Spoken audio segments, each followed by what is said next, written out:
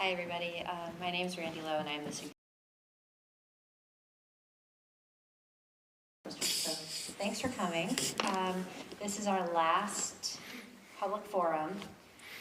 If we had an award for who's attended the most, I know who would win. We've been really fortunate to have a lot of people in the community who've been very interested in this topic. And far, I know that for myself, I've walked away with new things to think about. So it's definitely a very active process. I'm wearing a glove because a couple nights ago, so that's always. His glove was white, so there was Michael Jackson references, but tonight it's black. So I don't usually wear a glove. I don't know very many of you. I just didn't want you to think this is at the end. And then concerns that I have that brought this topic to the community, to the board, you know, to everyone at this point. Decisions, and these are decisions that I feel like need to be made. And then we'll have that time for questions and comments. So this is, I think, the 6th time we've done a presentation in the last month, and I think that one of the things I want to share with you, because it seems to come up increasingly frequent, is that the board doesn't have the opportunity to talk amongst themselves outside of a board meeting. So even though we've had all these forums, everyone is really listening, but they haven't had a chance to talk.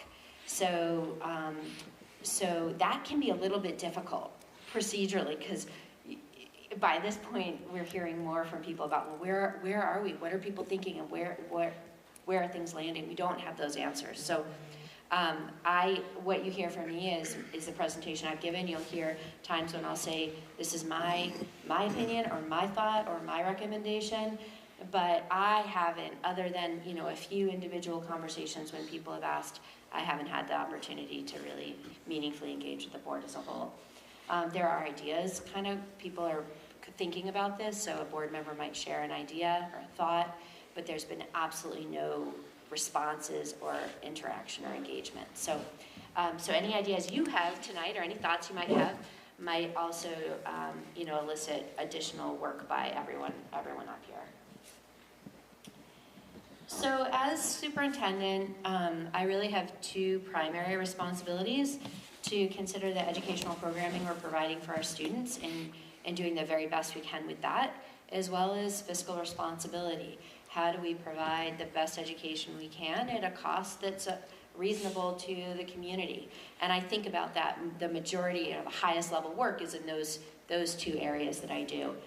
And essentially, as I've, you know, looked at a whole bunch of data points, I got to the point where I felt like I'm not feeling like we're doing the best we can in either of these areas, and so I brought that to the board.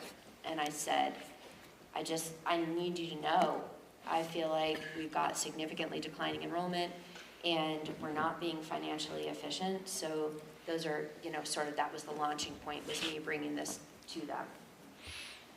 So Taconic and Green Regional School District has 5 schools. They're listed up here. Courier is in Danby, and they have about 56 students right now. Dorset Schools in Dorset, 175. Here we are in Floodbrook, there's 249 students here.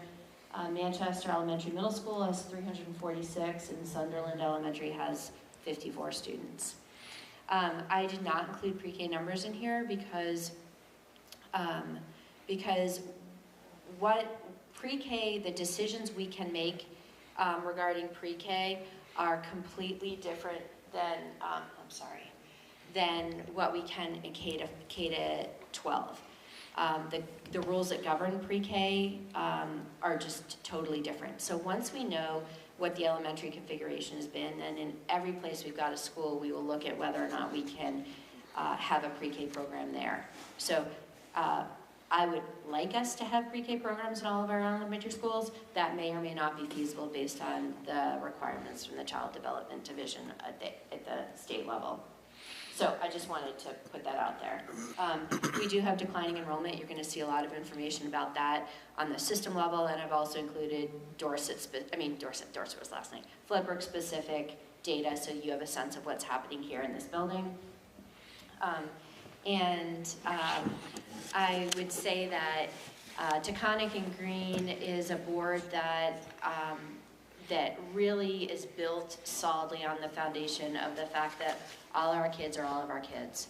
So while we've got 5 schools, decisions that are made, the way we think about the system is about everyone. It is an ecosystem of all of our kids, and so as they approach that work, I fully anticipate that that will be the lens by which they're looking at providing services, educating our kids, and trying to make decisions. So about 2.5 years ago, we had our first committee to look at middle school programming. The feedback that that board members were hearing, that I was hearing, that principals were hearing, were concerns about middle school programming across all 3 of our middle schools. Being in K-8 buildings with declining enrollment and fewer students, there were concerns about what was happening. We were having more students leaving our public schools to go to independent schools because of rigorous programming options, schools that have that 7-12 model primarily, and we were reducing teachers and reducing opportunities because we were, enrollment across the board was declining. So we did a lot of work in that first year to look at what was actually going on in our schools on every level and what were possible options. The committee itself was made up with a diverse group of people, community members, parents, school board members, teachers, administrators, me. I think about a dozen people were on that committee representing different groups. And we really, we hired an architect to come in to look at this building, the Floodbrook building, Dorset School, and MEMS, to say, okay, this is our geographic footprint. If we were going to have a middle school where it would be the best location, is one of our buildings a better viable option or location? Ultimately, the recommendation was made at that point was Manchester because of its centrality to the entire district. As we looked through the work that, as we looked at what was going on with our kids that year, it became really clear that educational programming was limited. We had teachers teaching multiple. We were having more and more students struggling with peer relationships.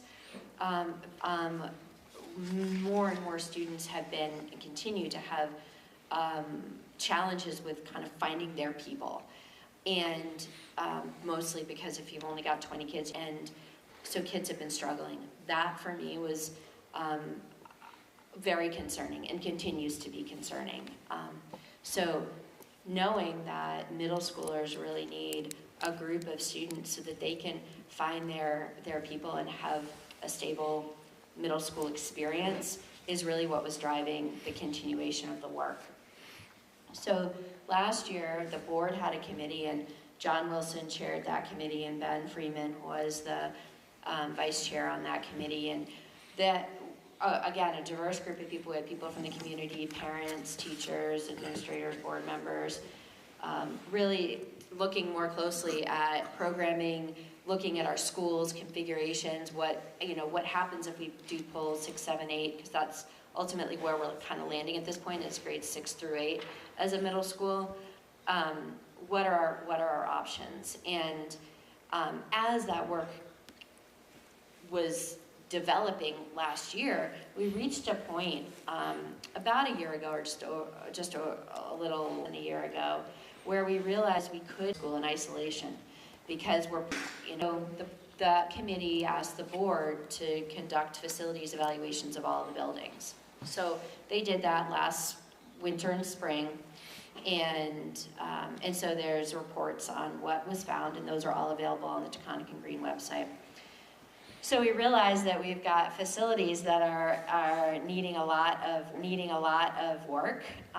There's a range of there's priority areas and work that needs to be completed at all of our buildings now and in the future. We are fortunate that we have a pretty sound facilities budget and a sound facilities budget, and we have a facilities and grounds reserve fund.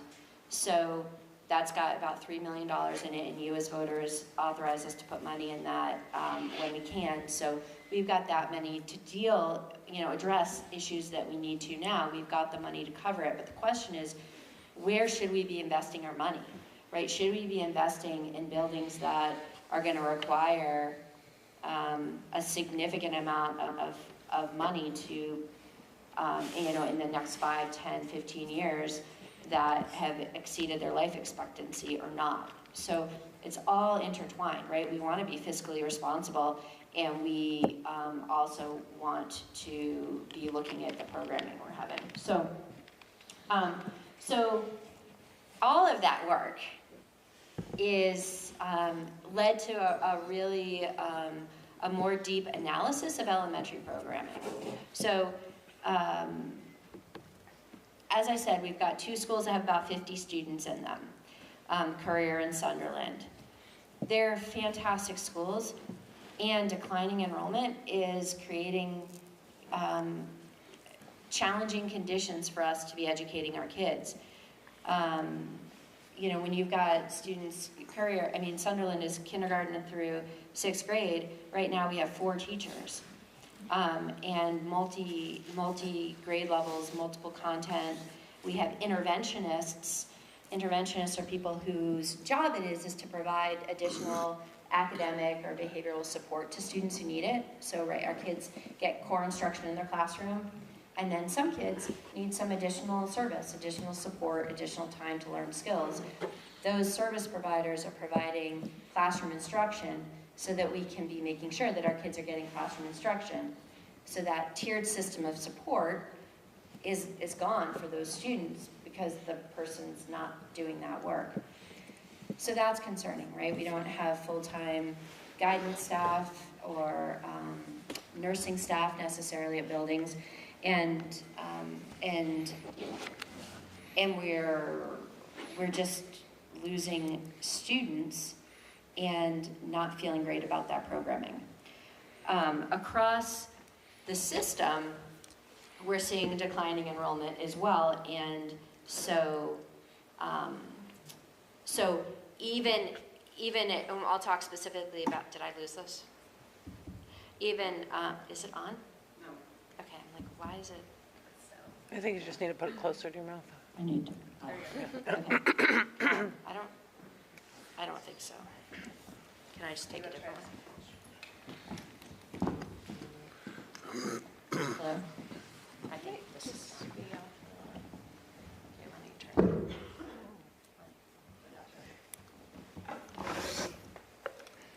Okay. Anyway, so we're seeing across the board that we've got inefficiencies in the system. We have itinerant service providers. We have teachers who are working across multiple schools. This particular school, given its size, has a pretty stable system as far as you've got one PE teacher, one art teacher, one music teacher, one health teacher, and for the most part, it's a size that can sustain that. So it's a stable system. You do have pockets, you have declining enrollment here, and so there's a concern around some really small class sizes that are lower than the minimum that the board has established. But by and large, it's relatively stable.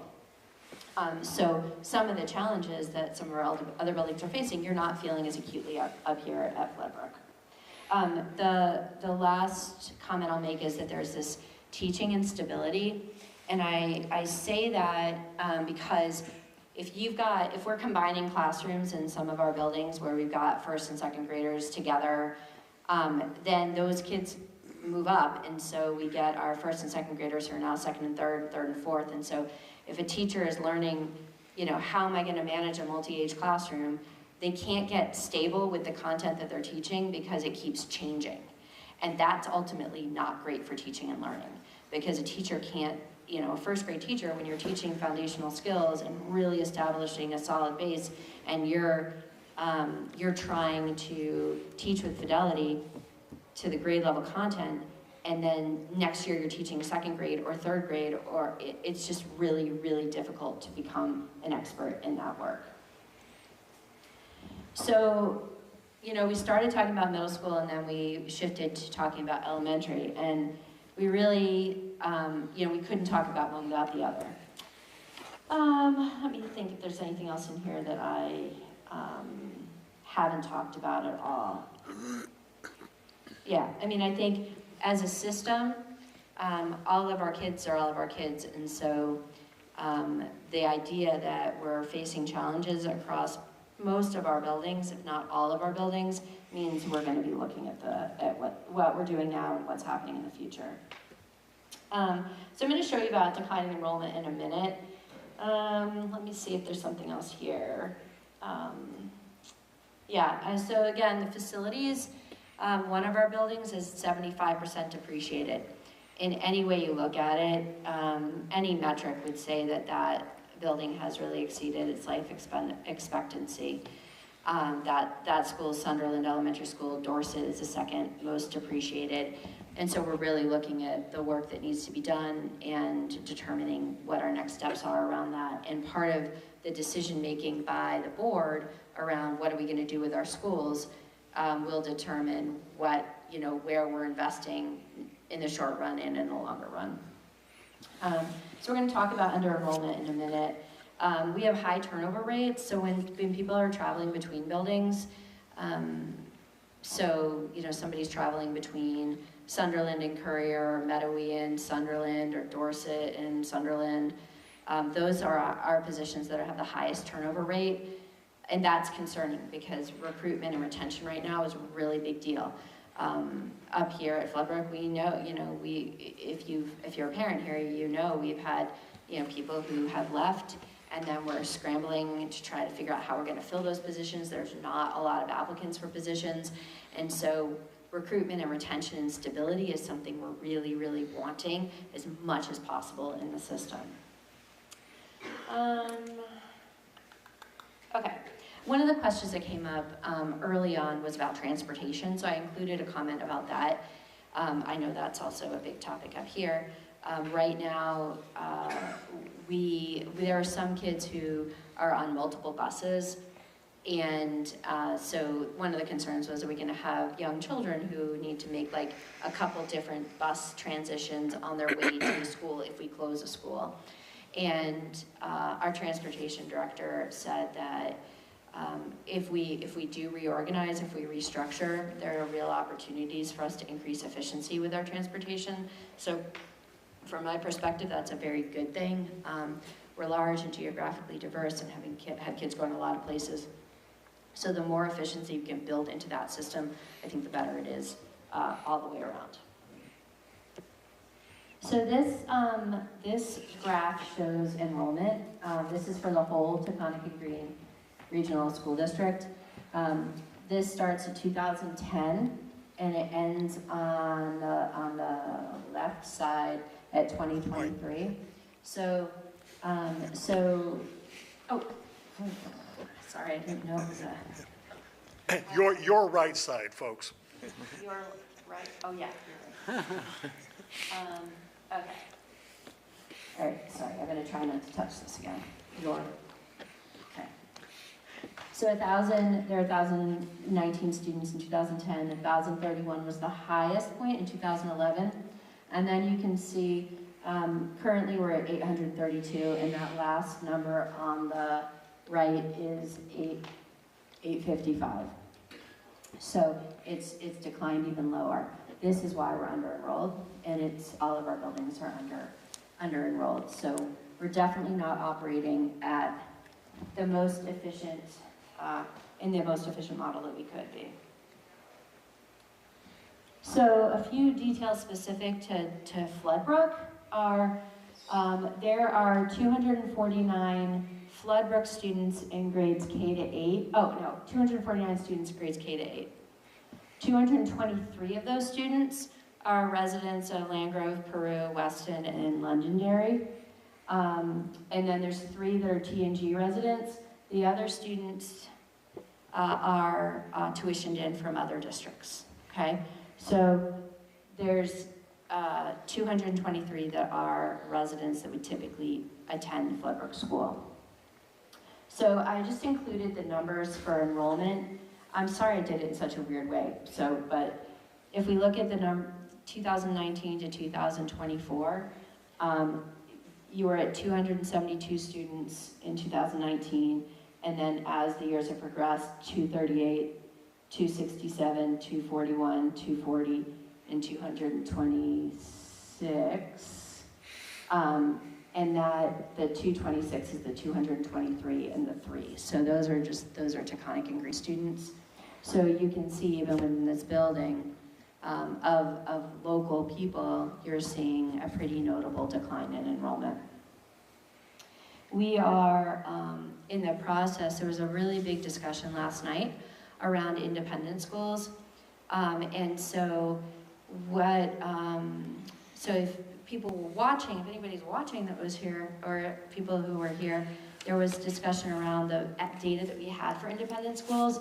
And the data we had was a specific request around middle school for the middle school committee. So today we reached out to all the independent schools that we have students that are in the area, and we're asking them for the data around students by town and by grade level, because sometimes people move here and never enroll in our public schools, so we might not know about them.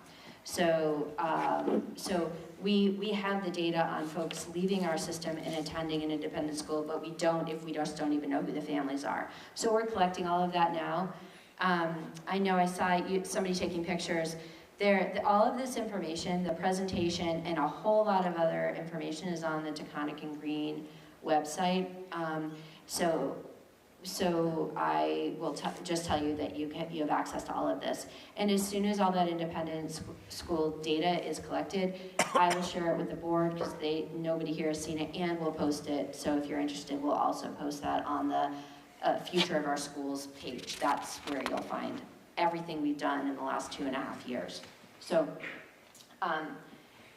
that's been a question, because we know we're losing students at the middle school level to independent schools, as I said, and I'm pretty upfront about the fact that we want as many students back in our public schools as possible, and so we want to do the best we can with academic, social, emotional, elective type of programming to make our programs 21st century, preparing our kids for high school, and giving really robust, innovative, engaging programs for all of our students. So we are nearing the end of this, so you're all sitting here so patiently. So really, some of the things that we're facing right now are that the idea of a middle school and bringing our 6th, 7th, and 8th graders together is one that really consistently people recognize that that's a benefit for our kids. So the board needs to really decide, are we gonna build a new middle school on a piece of property in Manchester? Are we gonna build an addition onto the Manchester building? Or are we going to potentially look at the Manchester building now, renovate it, and then figure out what we're doing with the elementary students? That's a big decision. So this second bullet, I have run more iterations of numbers, and I know that many other board members have as well. Everyone's got a whole lot of data around enrollment, towns people live, tuition, what could we possibly do? And no matter how we move people, we still don't have enough kids, right? The bottom line is still the bottom line. And so I say to anybody, if you've got ideas of ways we could look at this differently, throw them my way. Do not hesitate to throw an idea to me. I will definitely consider it and tell you if we've already run it. But we are still operating not at capacity, and that means it's inefficient unless we do some consolidation. Really the only way for us to build in that stability educationally is to close one of our smaller schools. Once we do that, we're able to sort of have more capacity with enrollment to be able to have some stability. But if we don't do that, we will continue to face the same challenges we do now. And ultimately that we have to figure out, you know, what the priorities are. So this is the last slide. So these are decisions that I have, from my perspective as far as moving forward, decisions that the board needs to make. And the first one is, what are the priorities, or what is the priority, or how are the priorities ranked? And are we looking at the educational opportunities and programming for all of our kids? Are we looking at the priority of putting our 6th, 7th, and 8th graders together? Are we looking at the priority of making sure every single community has a local school? Are we looking at fiscal responsibility, and whatever decisions we make are, you know, are housed in fiscal management? So I feel like once that is really clearly decided, then the rest of the work can happen. And it's really through these conversations and the types of questions that are asked and the comments that are made and the advocacy that has happened from the community that's really raised that. Like that first one was not in the presentation at all until last night, because I found that as I was trying to look ahead and think about what's best, if we don't know what those priorities are, it makes those decisions very, very difficult. So as I said, the idea of, you know, what are we going to do with the middle schoolers, which has been to this point identified as a priority. And so if, you know, if they renovating the MEMS building, the current MEMS building is the least expensive option. We could probably do a very good renovation for $20 million. And so I tried to kind of anchor this in something that is a little bit more accessible to people. Okay, I'm gonna pause for a second. I'm just gonna interrupt myself. If the district, if the board decides we want to do a renovation or a new construction, they would have a plan. We would work with architects and designers and have a very well-articulated plan, and we'd be going out for a vote for a bond. So that bond will be for a certain amount of money for very specified work, and all of the voters in the Taconic and Green District would vote. Yes, we approve moving forward with the bond, or no, we don't approve moving forward with the bond, okay? So process-wise, that election, or that vote could happen at a regularly scheduled election, or it could be a standalone election just for this purpose. So that's the process of determining where we go. It's ultimately the decision of all the voters. So if we renovated MEMS at $20, $30 million, on a $300,000 home, you'd be looking at $16 to $20 a month. So approximately, you know, the cost of a burger and a drink at Zoe's Double Hacks, which is probably not it's not, I don't know where we would go here. American Grill, right? Maybe about the same price point. And then as we look at additional costs, our addition to Manchester can be a very big expense. We could build essentially an entirely new school on the back of Manchester for middle school that's got, you know, a theater and a gym and state-of-the-art tech center and library, right? Like, we could really invest in that, and that would be probably, we're looking about $80 or $90 million, and that ends up on a $300,000 home being about $64 a month. And then there's the idea of an addition. That could be new construction also. So new construction on a piece of property outside of the Manchester current property. The addition, we have a lot more wiggle room on an addition. So it could be a very bare bones addition that meets kind of the vision work, the ideas, the specs, the programming that we want for our middle schoolers, but in a really bare bones fashion. Or it can, you know, kind of be elevated at different price points. So that's where there's the most flexibility at this point. But that all needs to be discussed And the board hasn't had any conversations about that. And, you know, part of this work is trying to get an initial sense of where's the community falling on this? What is a worthwhile investment? What are concerns? What ultimately they're going to want to put forward to you, a request that is informed and that they feel like, based on the feedback they've received, would be supported, right? That's a win-win all the way around. So, so the other question is, you know, are we going to continue to operate below capacity in all of our schools? So the decision on what happens in the middle school will directly affect the elementary schools. Should we be closing schools? You know, does the quality of the building matter, the depreciation or not? What are we investing in? And really, ultimately, what's best for our students? And then the last question is, what's the timing of all of this? Are we going to, you know, do it in increments? Are we going to put together a long-term capital improvement plan that has a well-developed plan over a period of years? Are we going to move quickly? Are we going to take, you know, all of those things are decisions that the board still has to make. So, so there's a lot, like there's a lot here, a lot to consider, a lot to think about.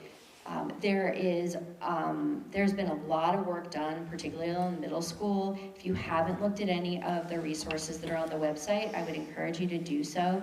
We worked with a organization the first year called New Vista Design out of Boston. David Stephen there, he does work with Massachusetts school districts, visioning work. What is it that you as a community want and need? We had about 40 or 50 people that first year from a whole variety of groups involved in what is it we want for our students. All of that work is on the website. We had a demographic study done that first year also to look at enrollment, current enrollment trend patterns, and looking ahead, what are we expecting to happen with the, you know, with enrollment. I always think demographic just doesn't feel like the right word for me, but I know it's the right one.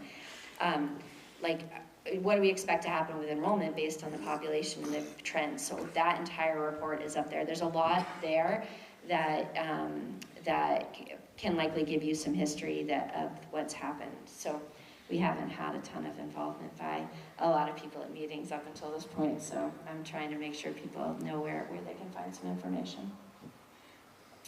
So, so this is a QR code that you can use. It will take you to a Google form if you would like to make comments in writing.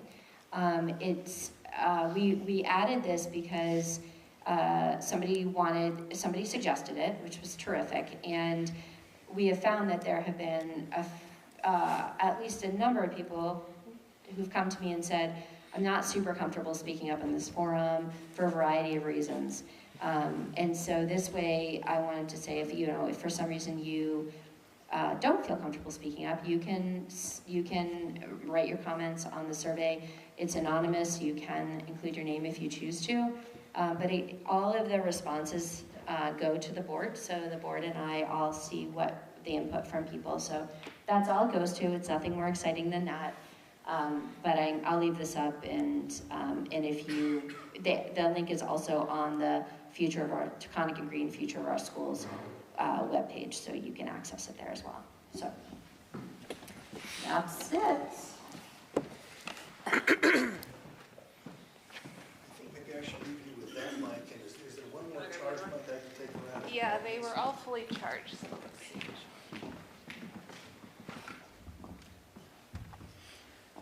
Testing. Nope. Is that on? Mm-hmm. Yep. Yes. But we're doing this so that folks who are on GNAC can hear both the questions and the answers. So if you have a question, we will set aside about 20 minutes for questions followed by comments. Raise your hand, I'll bring the mic to you. Have you considered the parents that will not be happy about having their children shipped out of their neighborhoods, out of their community, and they might, you might lose them to independent schools? If they're going to be traveling, they might as well travel other directions, or people homeschooling. I mean, you're talking about numbers, I think you can count on losing, people are not happy about this idea. You should calculate that into that. I don't know how you can. Who's next?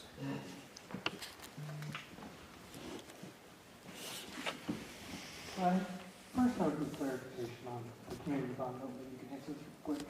Is that community vote binding to the board? I think what you're talking about is the vote that would have to be taken by a town in which the school, in which the board proposes to close the school, right?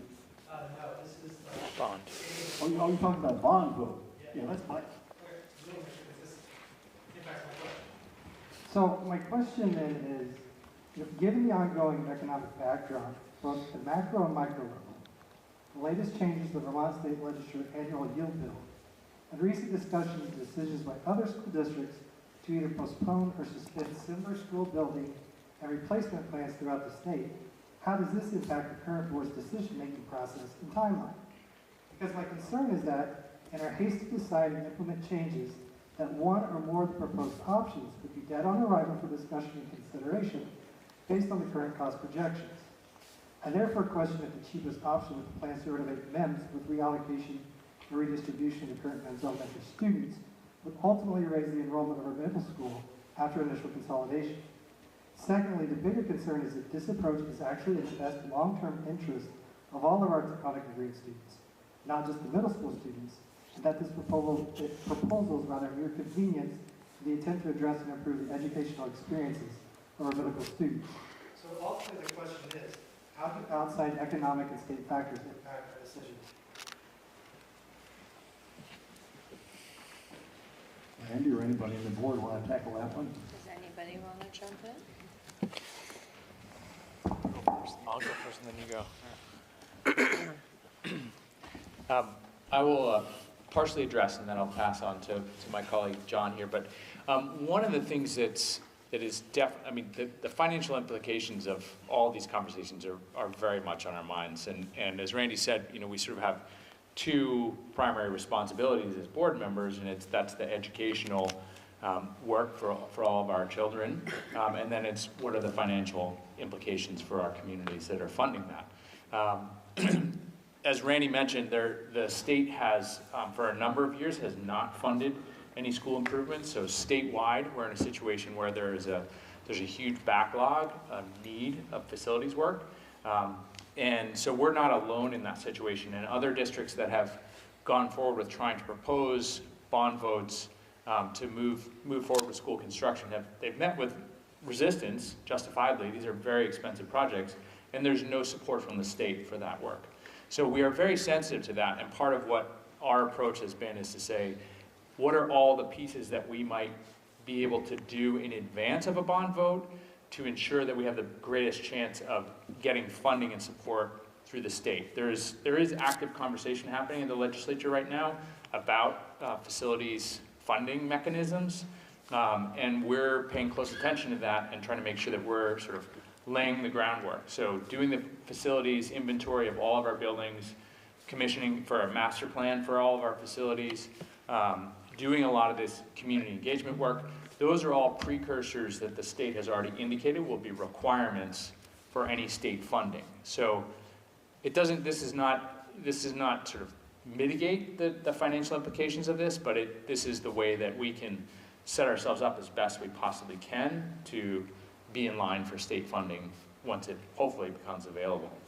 So that's part of I think it's a part of your question. I don't know if, John, you have other things to add that might do more. Yeah, I'm happy to. I can't really see you. What was your name? It's Mark. Mark.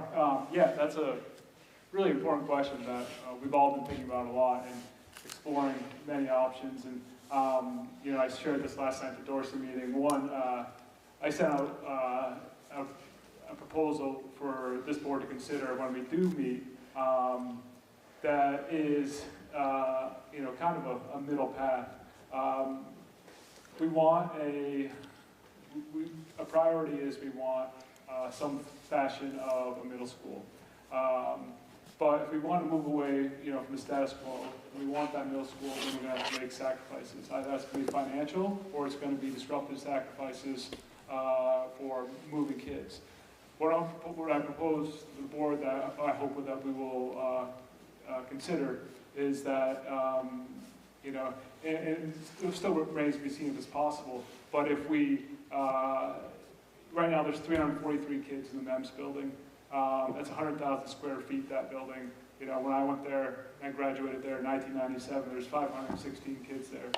I know it's not the same thing as it was back then, but I'm wondering if there's capacity for us to do, in the near future, 7th and 8th grade only in that building. Now, here's the logic behind this approach, and that's with minimal renovations and not moving any kids or displacing any elementary kids.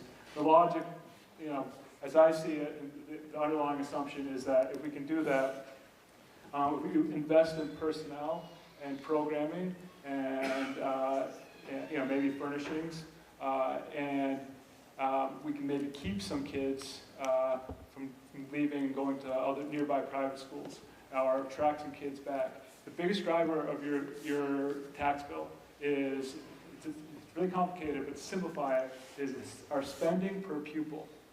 Okay? So when we lose kids, that's a driver of your tax bill. So if we can keep kids, that's going to provide some stability to your tax bill. So, and plus we just don't want to lose our kids. We want to be competitive. And so, getting all the 7th and 8th graders in the same building and the same teachers there, invest in personnel, professional development, invest in programming, and hopefully create a buzz and a good perception of the program. And then, once we've shown this proof of concept, maybe we'll have, and we hopefully stabilized things fiscally by keeping more kids. Then, with that proof of concept, we'll be well equipped to come to you and ask for multi-X million dollar bond vote. So again, we've looked at a lot of options. This is just one that it remains to be seen if it's even viable, but we're thinking of that question in particular. Sorry for the long-winded response. Next question.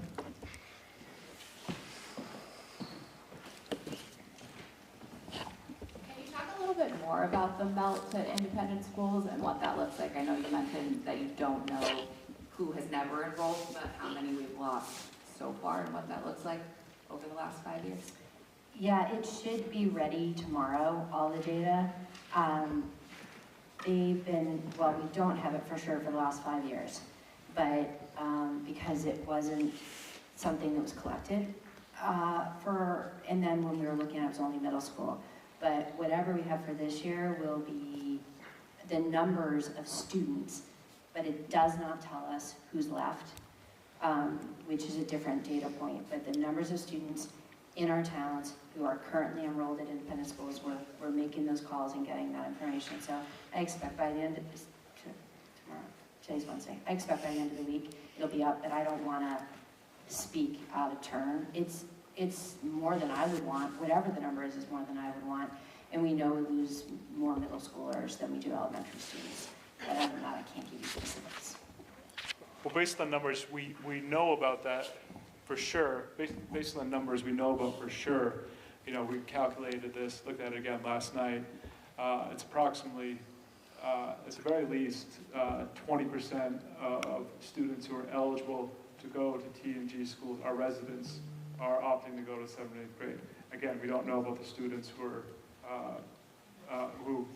enrolled. We had a lot of families move to Manchester in the pandemic and didn't even look at our schools. And so they might not be on our radar.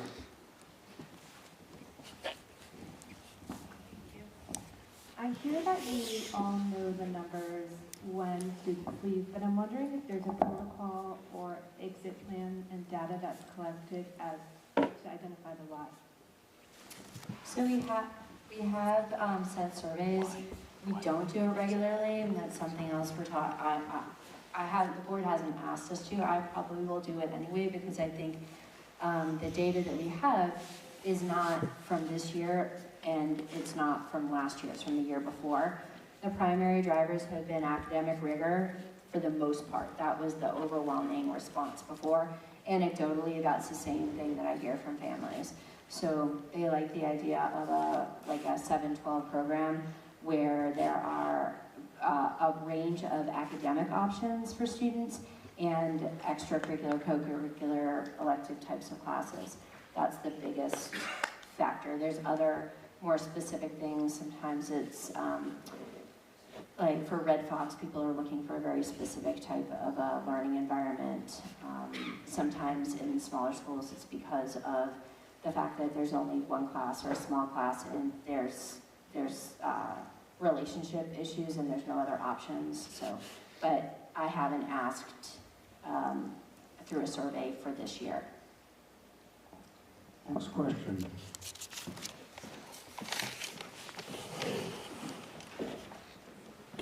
So, I think what I heard was that if MEMS is renovated and becomes the middle school and those students get spread out between the others, the buildings will still be under capacity, correct? Yes, So, I'm if we don't curious- close one building. Right, if the building doesn't close. And so, I guess in thinking about the financial implications of all of this, knowing that so many of the schools need work and maybe, close to fully depreciated, there's a savings, I imagine, in closing at least one, two that's offset the renovations that would need to happen in MEMS and in others to get them ready for the more students. And so I'm not expecting numbers right now, but I'm just curious in general how to understand the offsets too, and how the savings impacted with the purchases and what the cost of doing nothing is, with the eventual costs that the building needs.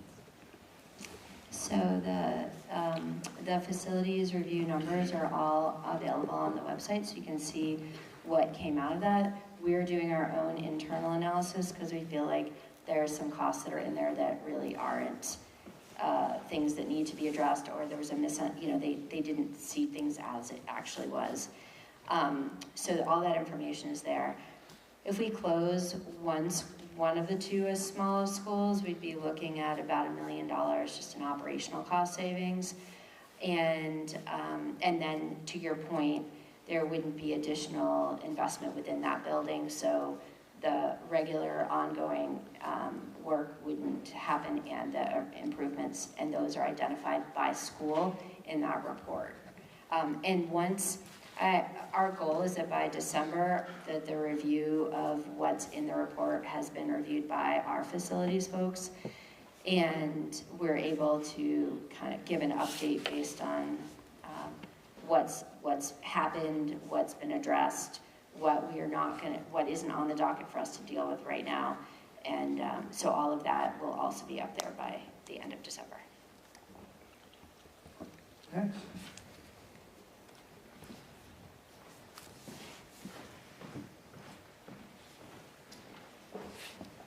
Good evening.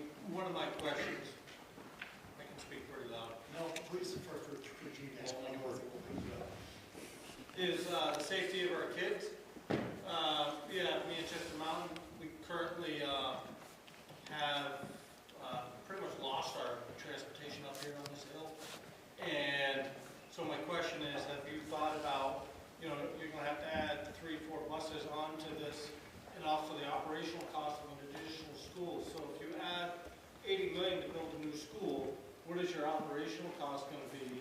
So now you have to add the operational cost of the school on top of your bond for building the school. Those are just two questions I have.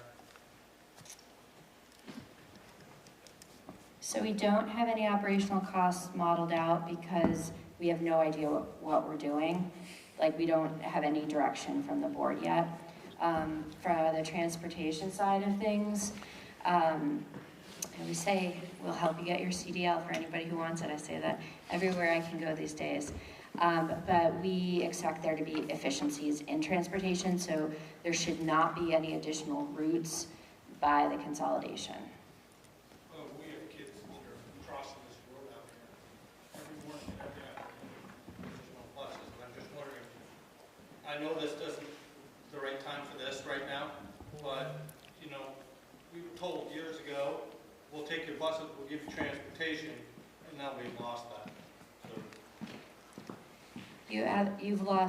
You've lost the route because there's not a driver. a route, a lot of. I'm just saying that it isn't because the district eliminated the routes, right? Where we 100% are wanting to provide that, so How are you gonna get the kids from here down there? there's already buses that go down the mountain and up the mountain. Can I ask a question? Oh, we had he's throwing.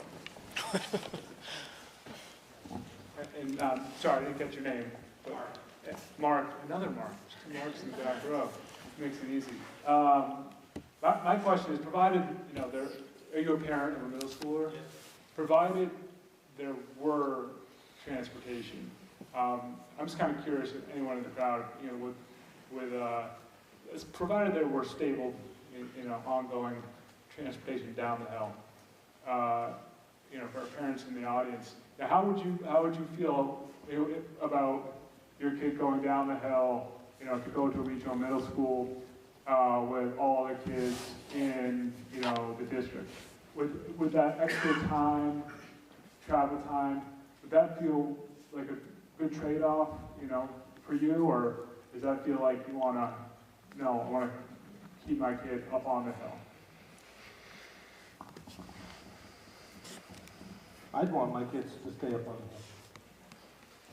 the hill. There's a lot of reasons. One, because this school is a rock. It's awesome. And we've talked about Sunderland. We've talked about Dorset. I only heard Floodbrook mentioned a couple times in this whole thing. We have a great school here. If there's work that needs to be done at this school, I'm sure this community can get together and fix this building. The folks want to answer John's question? I just want to add to that. High school students miss many, the weather has been odd this past couple of years, but in the past, when we had regular Vermont winters, the students up here missed many more days than down in Burton. It was, they had a different sort of, different expectations, and you're going to have middle school students missing that much more. It's just not fair. That has to be factored into what this community is thinking. Anybody else on that topic?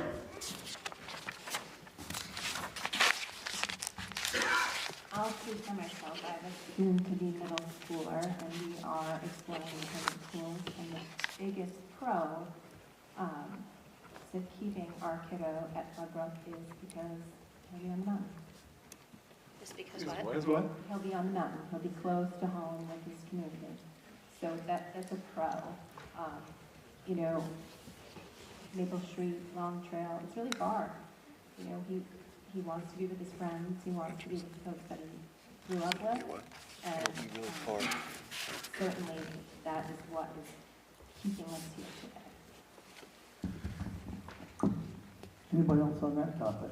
Next general question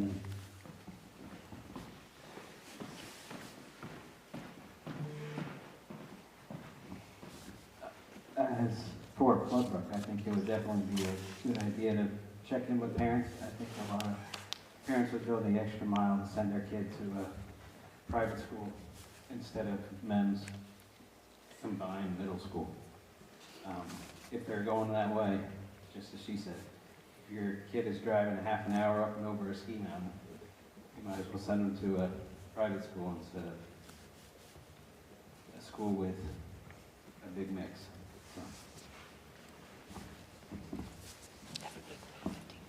Yeah, I have kiddo in middle school. Kiddos who just started down at BBA.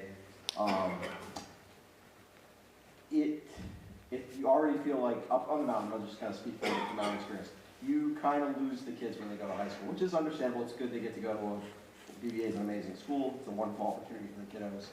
And I get like the middle school problem is a problem. Like it's a challenge. But they get a pretty good, in my opinion, pretty good middle school experience here. I went to a bigger middle school. I think the identity questions are going to be complicated in middle school. I mean, that's my sort of experience. But it's hard to fit into middle school if you've got a school of 500s or if you've got a school of 40. There are unique challenges to it. So I get that, but having had a couple kids do it. But it will be a significant sacrifice for the kids up on the mountain to go down the mountain to school. And I get it's the only place you can put a regional middle school, but it is going to be complicated for them. It's going to be complicated for parents, you know, like after school kids. Like if you got a kid who wants to play sports, parents are going to have a harder time with that. It's complicated for DEA. Right?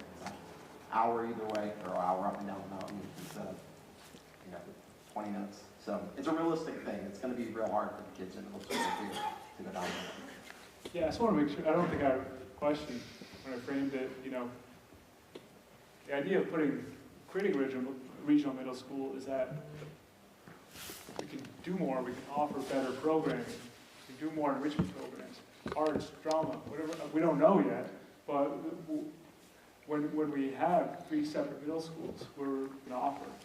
And so, making the trip down the hill, yes, extra time, but if as part of that trade-off, if it means everyone's getting better programming too. So I don't think that's kind of part of the reason why we really want to explore a regional middle school.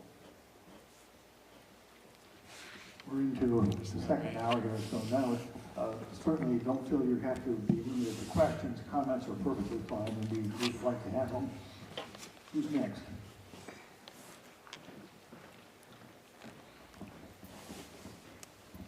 Hi, just a quick question. For this, oh, sure, I'm Kathy Wyman from Sunderland. So my question is for if the smaller schools were closed, like Sunderland or Courier or whatever. I know in Sunderland right now we're K through 6 and then we have school choice. My assumption is with the addition of the middle school, we lose that school choice. Is that correct? Is that assumption correct? You don't currently have choice for 7 and 8. No. You do for Dorset or MEMS or Floodbrook, that's your choice. That's what I mean. Yeah. But we lose that. I mean, if the middle school comes together, we lose that, correct? Like they all go. You choose one school. Yeah, that's what I was to say. That's what I Yeah, wanted yeah. to make sure. That was my assumption.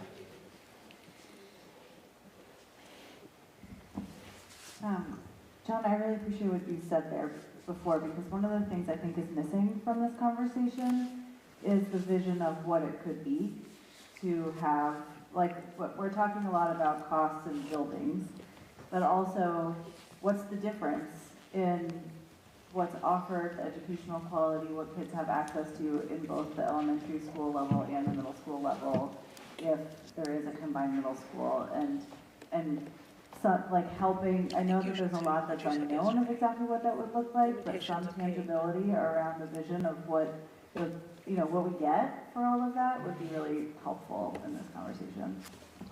I can hear you, Ken. Yeah. I think you did it well yesterday. Share the wealth. I'm happy to jump in. One of the things that Randy talked about last night at the meeting that didn't come through, I think, tonight is that in a K-8 program, there's a lot of limitations to the scheduling, the programming, the offerings. In a K-8 system, it's what happens K through 6 is programmed in a very specific way. And when you're in a K-8 system, 7th and 8th grade has to kind of follow suit, because it's part of the same program, same school, same schedule, same people. When you're in a 7-8 or hopefully 6-7-8 middle school, you have more opportunity to have teams and houses similar to what is happening at Long Trail. Not saying we're going to, I'm saying these are opportunities to open up. It opens up more opportunities for electives when you have a greater group of people, students that might be more interested in theater or arts. It's not limited to the same kind of, okay, the kindergartners go to art, now the 7th graders go to art, the 8th graders go to art. There's more offerings for curricular and extracurricular programming that we just can't really, that we're struggling to achieve right now in a K-8 system because it's focused on the greater population of K through 6.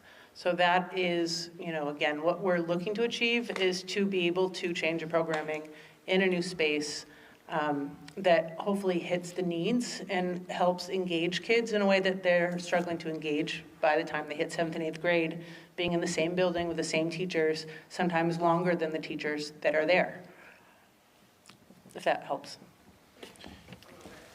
And if you look at the visioning work specifically that was done, the people who participated in that came up with really important priorities around the types of experiences. So I think the number one, I'm looking at you, Ben, outdoor learning, I think was one, sustainability, environmental work, hands-on tech stuff. Trying to remember, I haven't looked at it recently, but if you look there, you're gonna see that the vision for the middle school was really developed from all the input from families, from teachers, from students. If you had students in 7th or 8th grade 2 years ago, we had a whole group of kids that participated and provided input. So I think that is available, and we may do something more to kind of highlight that for folks, because there wasn't, we shared it, but a lot of times passed. So, and we have a lot of new folks in town. Yeah, and using that, taking a few days or now or whatever, using that QR code, hey, what would you want to see? I think we still want to hear that. What would you want to see the focus of the programming? What would you want to see added that we don't have now? And I don't know if we have the time for it, but anyone willing to share those thoughts now would be excellent. It's music, drama. What are the things now that you want to see in our middle school programming that we don't have now? Is there anybody who hasn't been heard from at least once that wants to say something? I think Jim does. I have a question. I didn't read the report that you were speaking about that was looking at the forward-looking demographic projections. Does that report also discuss if it does go, enrollment increases, are the facilities going to be able to handle that? I ask that because the town I grew up in, they consolidated 5 elementary schools into like a regional elementary, and they're now seeing enrollment increase, and it's a really big problem because to ask for money again is painful. Is there a contingency plan for that? It's a good problem. So as we're modeling, we're leaving space. No matter what we do, we've got space. Because the demographic report it projects based on all the statistical analysis that happens. It didn't provide a hypothetical that wasn't, based on information they had that led to that. But as we're looking at whatever happens, there will be space for growth everywhere, because we definitely do not want to make decisions that would lead to that outcome. So we are looking historically at enrollment numbers, and keeping that in mind as we look ahead. Who's next? Jim? Just a comment. Some really good points made tonight, and I think, from our perspective, I think it's important to note that what got us to this point today, all of us had a really, and everybody's having a tough tax year this year. But that's not what led to this process. This got going as Randy said, multiple years ago, doing middle school as well as we should. We're getting some feedback. We asked our primary high schools, Burnbird and Long Trail, for instance, how we're doing. They think we could be doing better. As a board, I think we've been looking at some of the research over the years and noting that it's really what Melanie brought up before. If you have a K-8 structure and, essentially the kids are going through, K-5 or 6, and then they're just in the same building with the same kids going on to middle school, then that middle school, in any larger place, middle school is a separate entity. Because you can, middle school is a very different point in development for kids. And, to provide them with a different opportunity that can get them ready for them, the next big step to high school, we feel that, our middle school experience could be better. Kids are developing, you know, their friendships, their social ties, you know, a lot of stuff changes in middle school. And right now, with our structure, middle school is just an extension of the elementary grades. And so that's, I think, one of the things that, you know, where we feel that we have a shortfall is that middle school should be a different experience from the elementary grades, and we can provide our kids with a whole lot more that gets them ready for, you know, life, you know, heading on to high school and all. So I think, you know, because so often these discussions, you know, it sounds like we're just talking about buildings that are bad or, you know, trying to cut dollars out of the budget. But, you know, I think you know, it's important to note that what really, I think, you know, the board in general would believe is what we're, you know, our primary focus is on the education of the kids. The kids getting the best, you know, the best education in all the years that we have them in our school, in our grades, in our schools. And that I think we think we actually do a pretty good job in the elementary grades, but middle school, we just, you know, we think we have a lot of room for improvement. We're trying to figure out how to do that. So anyway, that's. Hi, again. I really appreciate the QR code because obviously this is very, very complex. I do have two questions. It's about timeline of priorities and some process things. What is the process to close the school? I understand the process of a bond vote, and is the anticipated bond vote in March? I think that's I think I can answer some of those questions. Bond vote certainly could be at the same time as another election. It doesn't have to be. The procedure for closing any school is in the merger agreement that everybody voted in, well, the majority voted in favor of back in 2017. It goes this way. If a school is going to be closed, first there has to be a public hearing on the subject, and then there's a non-binding vote in the affected area. By that I mean we have to have a vote, but the board doesn't have to do what the vote says. But then the final step in closing of the school in the Taconic and Green, I believe it applies to all of them, I know it applies to Courier, is that it has to be approved by 75% of the board. The board has 13 voting members and 2 student members. I just want to clarify, was your question whether the vote could be this March coming up? Sort of. I'm just curious about the timeline. I mean, I understand what a bond vote is. I just don't know what your timeline is to make some of these decisions. And I was curious about the process to close the school and sort of what that looks like very specifically. So the only thing I'll say is I would doubt that we would, I can't imagine a scenario in which we'd be ready this March. And the timeline is part of, and the process is all part of what still needs to be discussed. Just elaborating on a comment someone made a few minutes ago, I at least would like to know what you folks think a school board should do if there seems to be some tension between supporting a community and doing the best we can for our kids. I ask this because in these forums in Sunderland and at Courier, which serves in Tabor, we had a number of folks saying, if you close our school, you're going to wreck our community. In Manchester, we had folks saying, if you make our students, some go to Dorset, some go to Sunderland and so forth, that's also going to harm the community. And my question is, for a local elected school board, if we see a tension between doing the best we can for the kids and preserving a community, what are we supposed to do?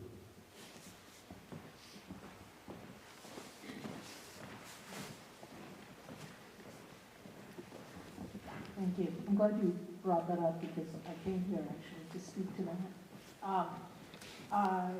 So I thought a lot about this. I actually attended a meeting last night and exactly what the chairman just said came up. And he asked this question, so I stressed that. started thinking about the needs of the community versus the needs of the kids, and I realized they're intertwined. Because a strong community focus or a central, a place where the community comes together is nothing but healthy for children. Children, especially before they get to kindergarten, before they get into our schools, really need to learn about that community for their own sense of security and for their development. A healthy community where kids know people and learn how to interact and do their version of, toddler or preschool networking, and that kind of thing is important for their development, and it does nothing but helps them as they grow older, especially as they get ready to go to kindergarten. So I would argue that it's important to consider the effects on the community when you're thinking about what is best for kids.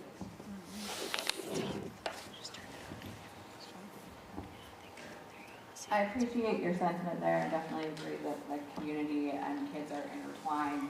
But I think that as a parent who had to drive to Manchester to provide daycare for their kid, whose kid is now back at a different school, he's been to 2 schools before he was 3, because we don't have universal pre-K, or because it is limited up here on the mountain, that I think community is what you build from it. And I recognize and really respect what John is saying, in that the community within middle school will continue on regardless of where the community is. And I think that that's one of the other things that change is really challenging, and there's many of us, myself included, I grew up in this school. Like John said, he graduated from men's, I graduated from Brook. I have 3 kids here now, and I will have 1 more coming here. The community is what you make of it, and while they're certainly intertwined, I think that there's also some things where we as a community realize that there's fiscal responsibility and fiscal hardships that collectively the Taconic and Green is going to have to face, where we will have to come together as a community regardless of physical location. Herb, I think Deb has a comment, or should be. I guess I want. I think it's on. Is it? Yeah. I wanted to comment on community too. I'm from Weston, and Floodbrook is our school. And yeah, those of you from Floodbrook will know that we've had a unified school since 1960.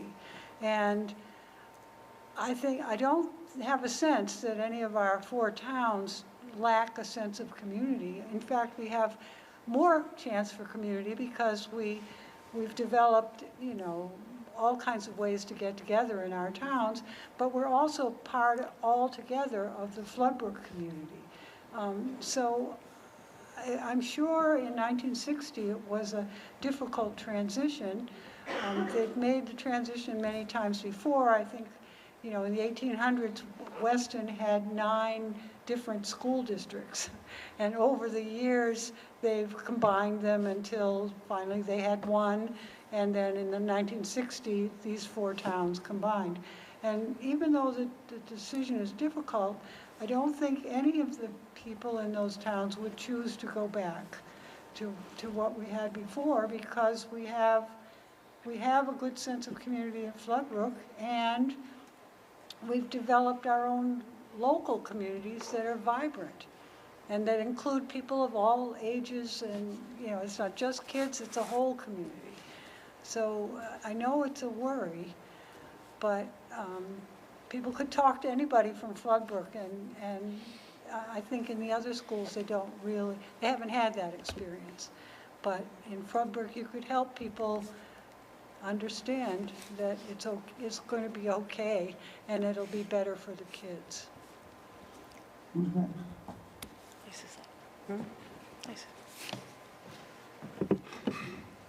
So I've been asked by multiple families who've not been able to attend any of the sessions to write an aggregated comment on their behalf, just because I felt their voice was not being heard in the public forum, and they wanted that opportunity. So for context, this is coming from the Manchester area, and bear with me, there's not any responses, it's kind of a food for thought for the board and the superintendent. So During the Taconic agreed to regional school districts' discussions about establishing a regional middle school, continuous trends in declining enrollment, and prior needs assessment, which determined that it would be irresponsible to continue discussing middle school options in isolation, as all schools within the district would be impacted. The question for the board and superintendent is to consider after this meeting is if at any time there was a consideration or if there's still a need to conduct a similar but parallel broader needs assessment at the elementary school level to determine the best long-term educational opportunities, while also considering potential barriers and challenges that would be placed on the students, administrators, and teachers. We bring up this concern because two things have become abundantly clear during the recent community presentations. The first, elementary schools and subsequently the elementary school students are just becoming collateral damage to the district's efforts to reconfigure the middle school experience. Why should the experience and needs of the elementary school students be any less important or any less prioritized than the middle school students? And what are the specific concerns and needs of our elementary school students to foster an educational environment to support both individual growth and learning? Second, the proposed, in short, in the current district's format, we talked about the inefficiencies of smaller schools regarding fiscal responsibility, the impact of grades with a single classroom on teaching resource availability, knowledge sharing and instructional team development, and the impact on small class cohort sizes regarding potential diversity, development, and experiences throughout the elementary. However, you propose to break up the largest elementary school within the district to the other three remaining schools, while MEMS in itself, as its current state, hosts multiple classrooms per grade, has a resource sharing, the district's largest cohort, providing more diversity and opportunities for students to build social and emotional relationships with their peers, and the immediate availability of full-time staffing and interventionalists on site. The reconfiguration and redistribution of resources and students to the remaining disparate school location eliminates this current structure while raising additional concerns brought up at these open forum meetings. Now, while the school board hasn't been able to address those specifically, they are included but not limited to how would individual MEMS teachers and students be redistributed across the remaining school locations? How would distributions of additional MEMS resources be determined? Would this be based on the size of the remaining schools, distributed equally across schools, or be an equitable distribution of resources across the schools based on the additional resource needs of those individual locations? Will each elementary school that receives MEMS students have multiple classrooms per grade, or will some schools still function in a single class per grade model? How will the continuity be ensured for students throughout the entire elementary school experience? How will transportation needs be accommodated to support an increased number of MEMS students that would be required to transport from multiple schools, in light of ongoing conversations about the need for more bus drivers in the district?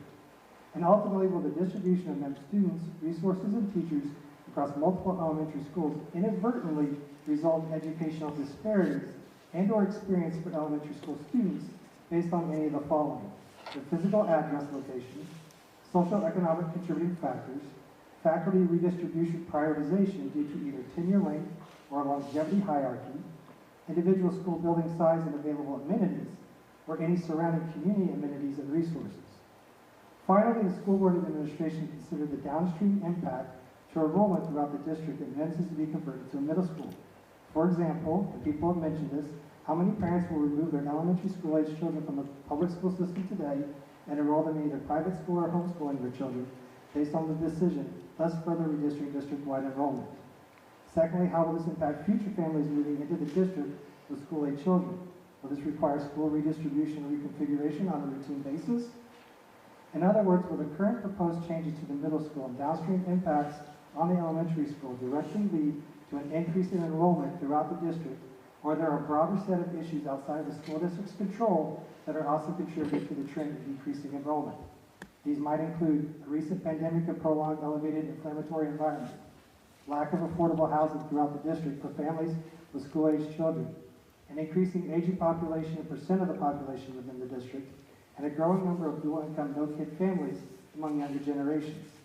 If these outside factors contribute more to the current decline in district enrollment, is making the proposed renovation of MEMS into a middle school, along with the elimination of elementary school at the Manchester location, sufficiently address the current problems of enrollment.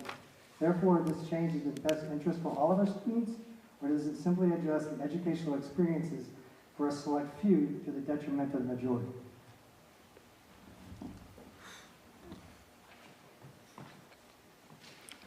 We might suggest that that get posted. Yeah, he's going to post it. Yeah, yeah. Anybody else? Can I just real quick mention, I think Randy said it, but I can't remember, just the QR code, you can add your name, you can submit it anonymous. I just wanted to make sure, I couldn't remember if that was said. That's all. Hi. I actually think a regional middle school might be a great idea. I think programming, all the additional programming sounds great.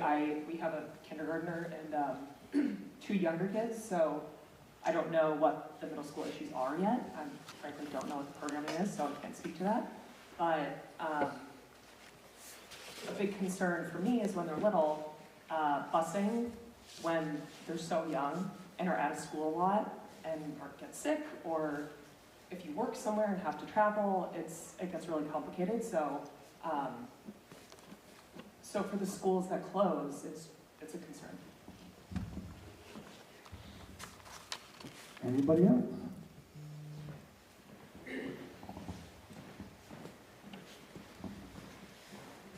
Thank you. Maybe this is oversimplification, but you're going to build a new school or an addition because you haven't been able to maintain your other facilities. This new building in 15, 20 years, you're going to look at the same thing. So, I mean, we don't knock down our houses and just build new ones, or we maintain them, we renovate.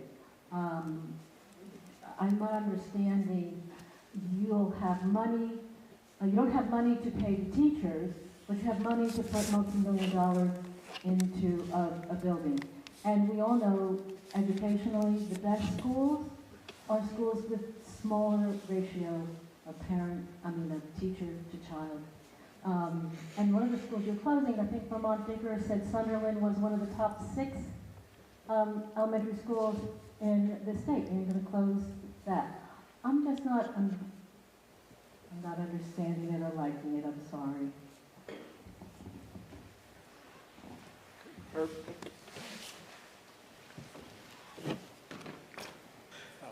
I think both of them. Yeah, thank you for your comment, but we're not doing anything yet. We're not doing anything yet. Good, like 7 years. Yeah, I think it's, as Randy said in the beginning, the board has had a chance to talk. She presented some options tonight, talking about building a new building, an addition, maybe, status quo is an option, or using facilities what we have and doing something with those. And so we're not doing anything yet. We're here listening, and that's why we need you to spread that QR code around. We need to, we're just collecting information, listening, and then we're going to discuss soon, I hope, hopefully, in the next few meetings. But it's easy I think it's easy when you hear, options or proposals, say like, oh, they're closing the school, they're doing this. We're just listening right now, and we're trying to keep an open mind. So, trust that this is a really good board, and with people who really care about our communities and the kids, and has really good intentions. And so just trust that we're going to, we're not here with axe to grind. We're here to try to do good work. So just, spread that QR code around and also, follow the process. I think I heard you say that we're considering building a new building because we aren't able to maintain the existing ones. That's not actually the case. The reason for considering a new building is to have something that's dedicated to middle school.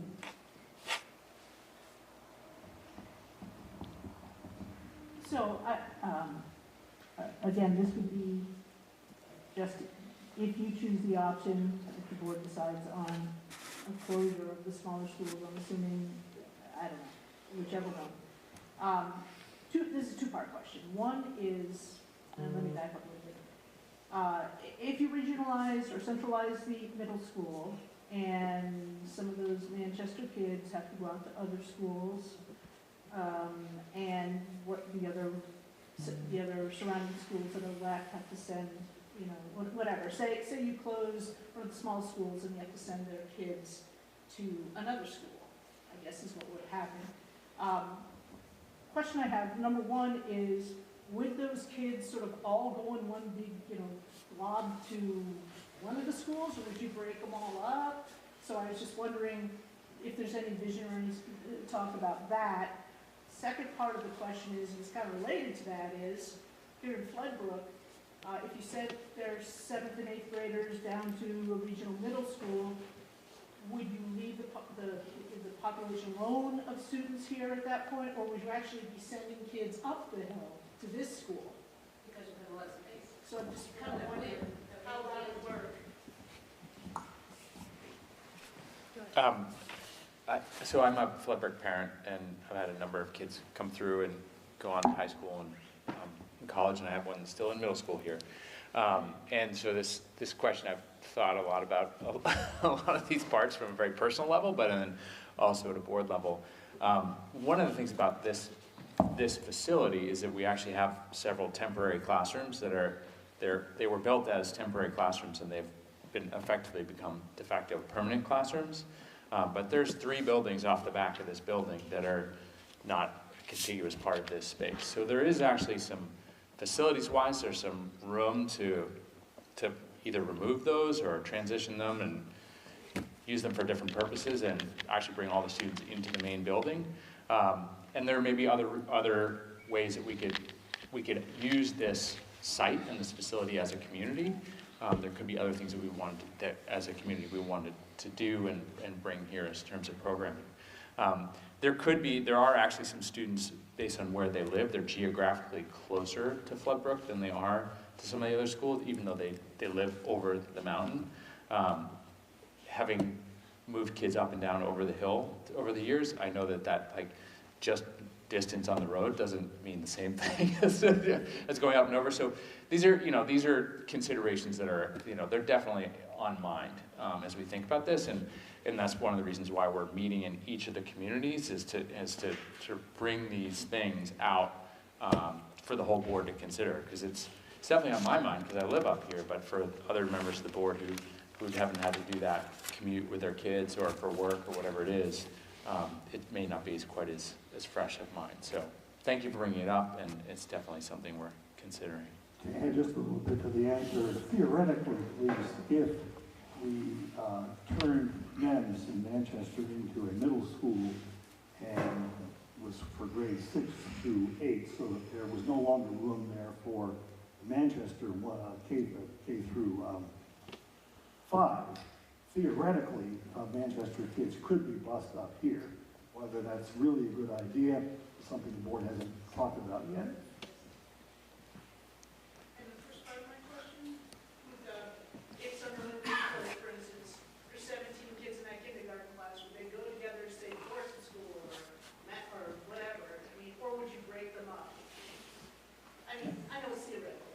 Randy, have we gotten to that theoretical possibility yet? I don't think that,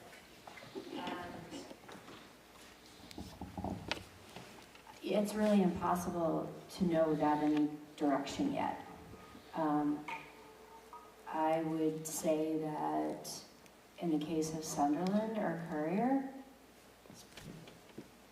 Sunderland probably in particular, it's easier to keep them together in one pod, so same with Courier. We wouldn't want to break the kids up if we don't have to. I am concerned about what we do next year with the 17 kids at Sunderland, but they might be broken up already, but like within the building. No, I mean, the idea isn't to break down community, it's to develop and establish communities, and those ties are important, right? Those friendships and those relationships are very important. Randy, can I?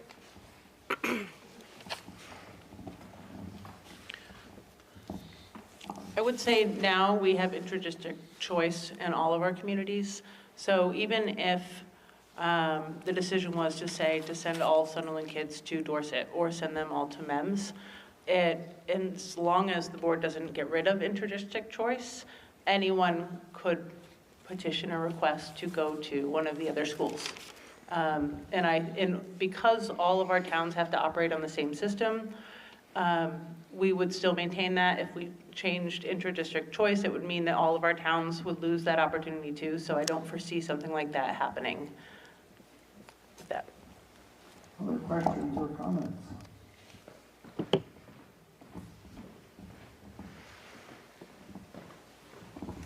you.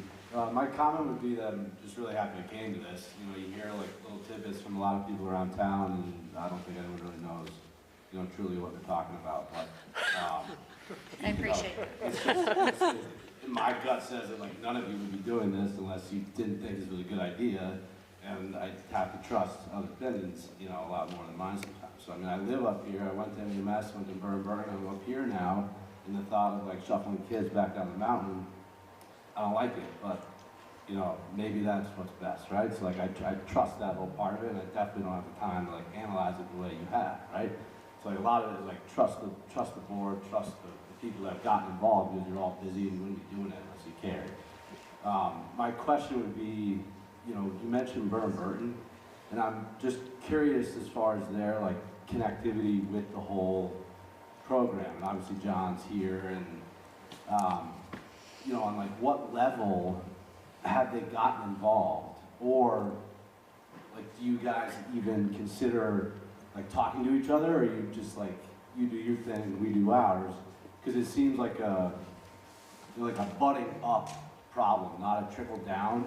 And it's like if Burton wants to be as great as they've always been, right, there's got to be some sort of energy towards like what's happening underneath us. Like, you know, if we're seeing these deficiencies in kids coming into our program or our school, and we know it's potentially to do with the programs or the curriculum, the class sizes underneath us, like why aren't we doing more about it? And maybe they're not allowed to. That's what I don't mean by like whether you guys can talk or whether they can't even get involved, but it seems between like the funding that they get and the development up there's got to be someone that's like, hey, we got to do this. We got to get involved. And when you're putting this all out there in the community to do a vote on a bond, like, is Burton's involvement and even their name attached to this program or what you're proposing?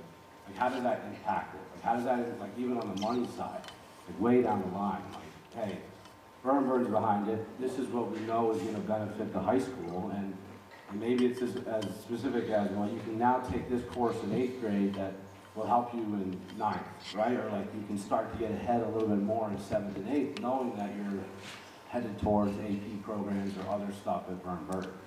You know, and then the other level is, sorry, long questions and stuff, but like, what could you do in the meantime if it's going to take years or whatever, if there's not a clear answer on, you know, how you develop the program in 7th and 8th? Like, can Burton get involved in like welcoming almost like a, you know, an elective course that's, you know, allows kids from 7th and 8th to like get involved in classroom programs up at Burton?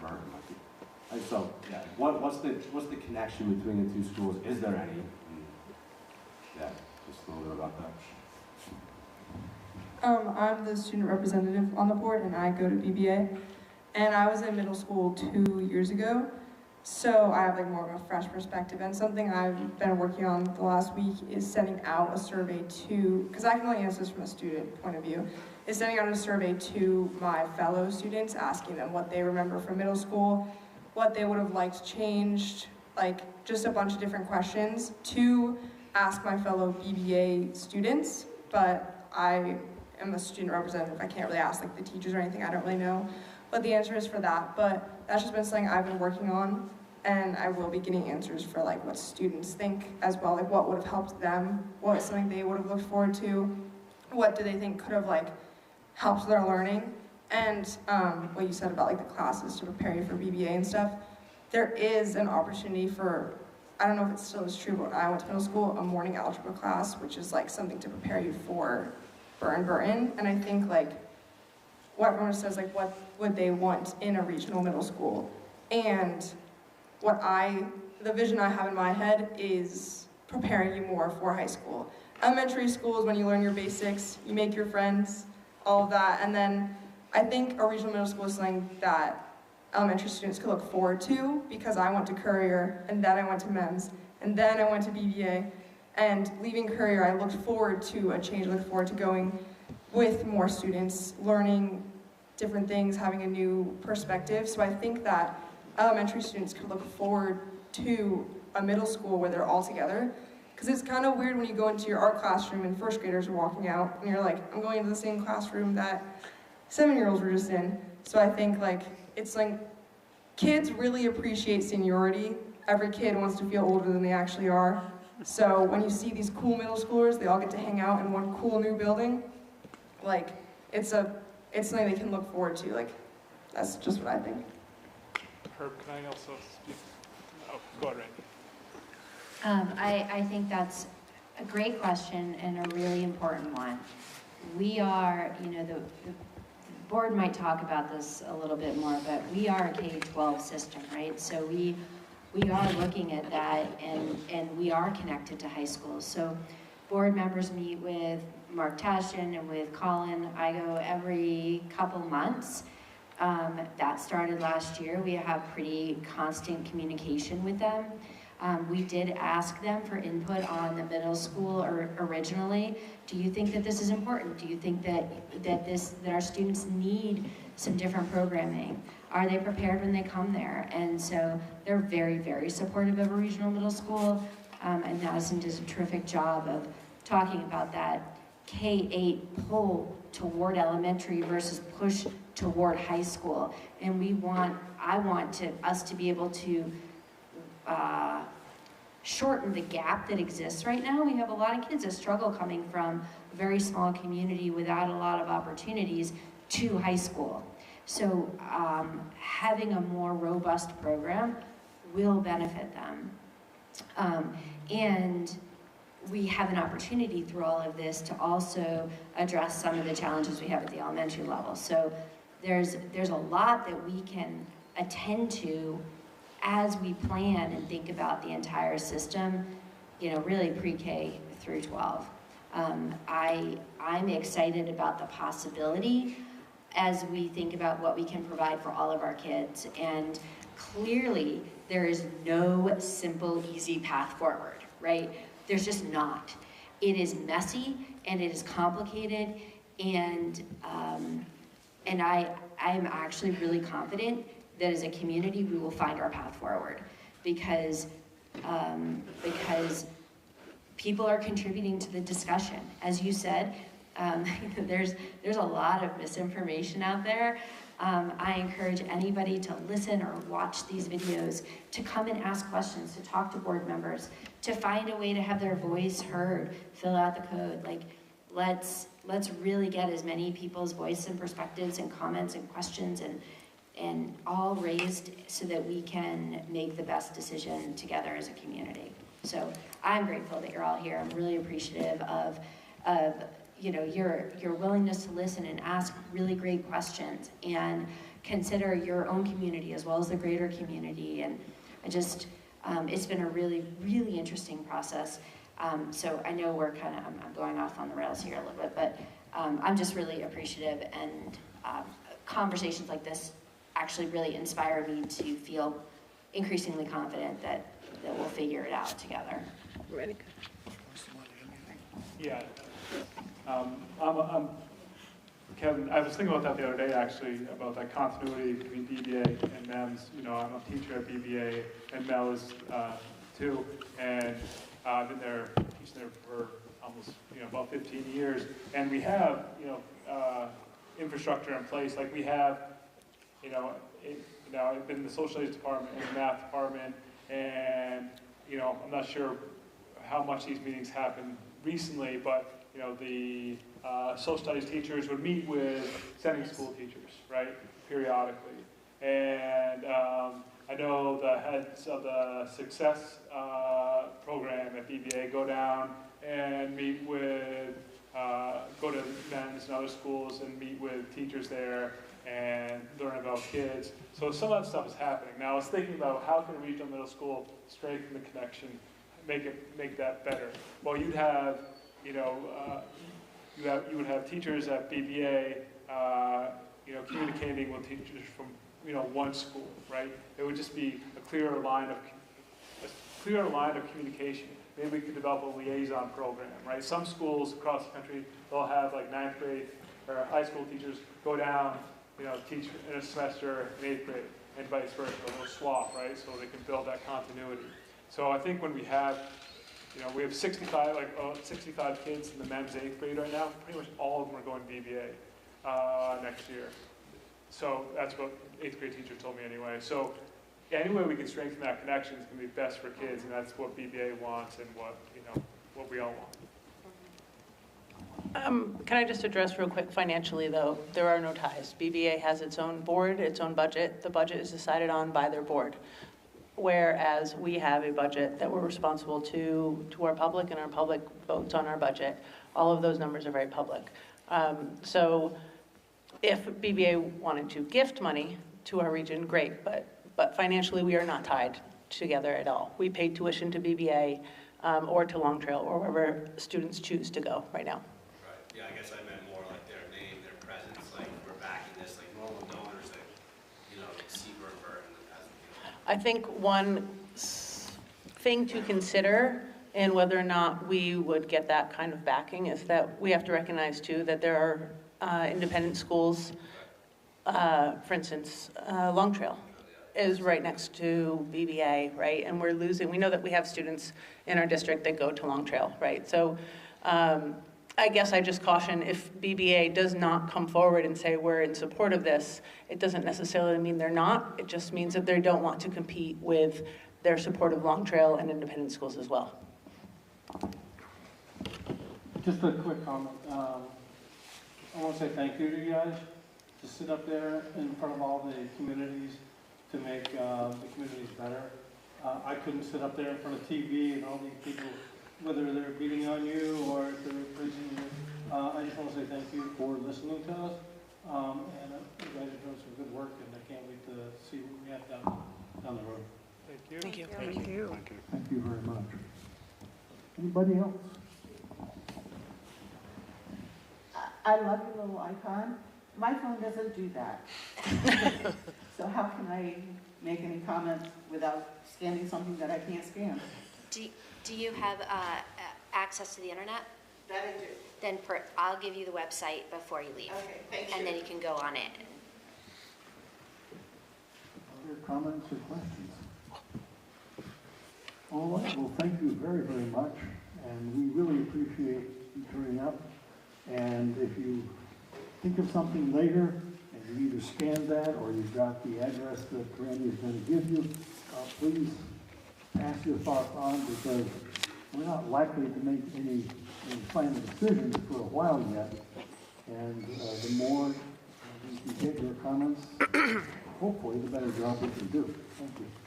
I think Madison just wants to make one last comment. Yeah. I urge you guys to go home and ask your kids what they think. And if you think you understood this enough, dumb it down for them and ask them what they think. Yeah, it's really confusing for me, and I'm almost 17, so just ask them and put it in the form. Thank you. Amen. Thanks very much. Maddie, you were 17 in 4 hours and 10 minutes. I'll be 17 tomorrow. Yeah.